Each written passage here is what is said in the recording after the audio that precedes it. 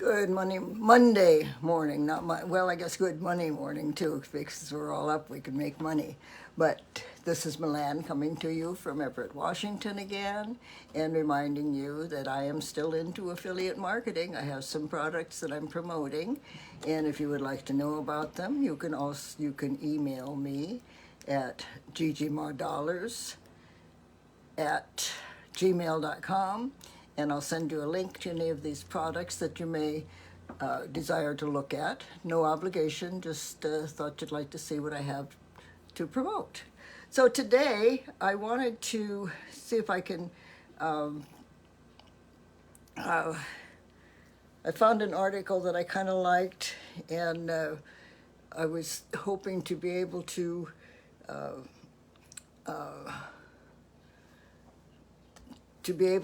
tell it to you, and it's called The Race for Life. And if I can find it again, let me see if I can find it.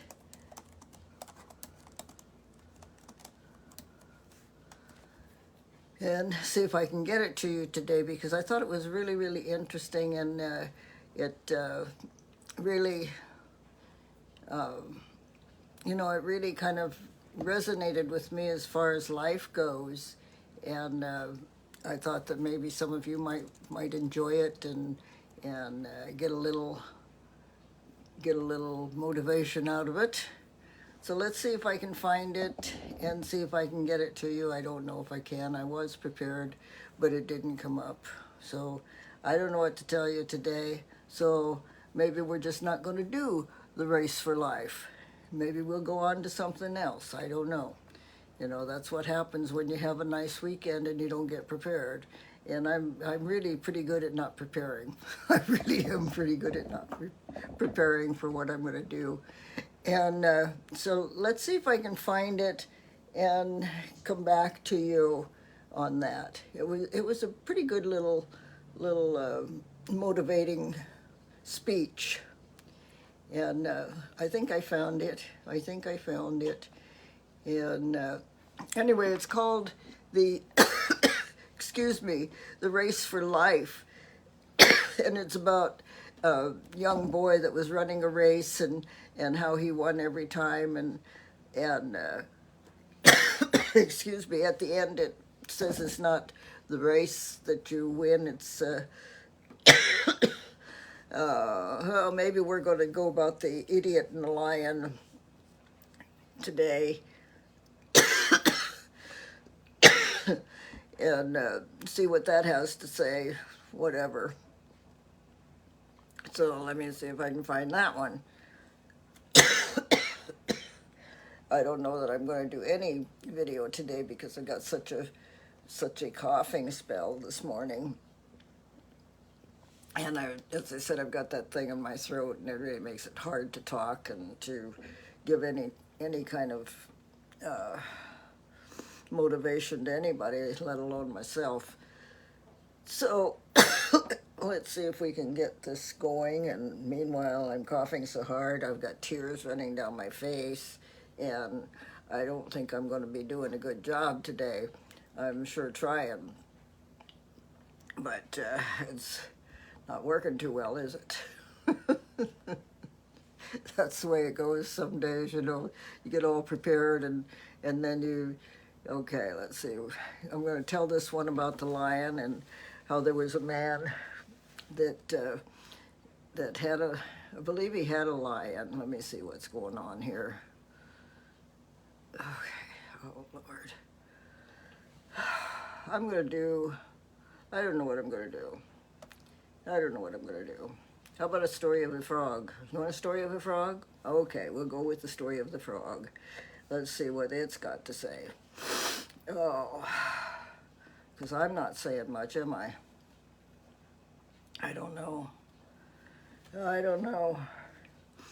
It's kind of a motivational story, too. It's about, if you give up, you die. And I guess that's probably a good thing to talk about not giving up. And then I come to another one that, oh my Lord. Oh, like this one, there was a king And let me see what he has to say. I don't know. I don't know. And he often used to say that whatever happens, happens for good. And that's what he would tell his people. And one time the king was cleaning his sword, and the minister was also sitting next to him. Suddenly, the sword fell on the king's feet. Oh, and one finger of his foot was cut off, one toe was cut off. Can you imagine one finger of the toe of the foot? So whatever happens, happens for good. And the king was angry on hearing this news, that that might be a good thing, that his toe was cut off. And so he wondered, what good was good in it. And the king got angry and ordered the minister to be imprisoned in jail. And the minister did not feel sorrow for this. And so this is a crazy story. And while leaving for jail, he said again, whatever happens, happens for good. The king was amazed to hear this. And he thought, how strange this person is. And he's going to jail and saying that whatever happens, happens for good. There's something wrong with his mind. So 2 months passed after the incident, and the king went hunting with his soldiers in the thick forests, and they were riding horses as they went. The king, while chasing a deer, went more deep into the forest and got separated from his soldiers. However, he could not catch the deer that he was chasing, but he lost his way and got lost in the thick forest. And that's when the king realized this. He started looking for a way out of the forest. Suddenly, the king was surrounded by a group of tribals living in the forest. The tribe of those tribals was neither in the king's kingdom, nor did they recognize the king. So they captured the king and took him into their tribe. And the tribals were looking for a human whom they could kill and sacrifice to appease their deity. The king was pleading for them to release him, but the tribals did not understand the language of the king. And they started playing drums in happiness, and they bathed the king, dressed him in new clothes, and put a rosary of flowers around his neck, and made him ready to be sacrificed. Wow. So just when they were about ready to kill the king, the head of the tribe saw that one toe of the king's feet was cut off. Seeing this, he ordered all the drums to be stopped, and he said, "This man cannot be sacrificed because he is incomplete. If an incomplete human is sacrificed, the deity will become angry instead of being happy." So they decided to leave the king. The king happily returned to his palace. After coming back, he thought that, if one toe of my foot had not been cut off, those tribals would have killed me. He says, it means minister was right. So whatever happened, happened for good. And he ordered the soldiers to get the minister out of the jail. He gave him back his minister's position and asked the minister, "Tell me that my toe was cut off on that day and it happened for my good. I have understood this, but you were jailed for 2 months and you had to suffer so much. What good happened to you?" The minister smiled and said, "My lord, I was your prime minister, and I used to be always with you.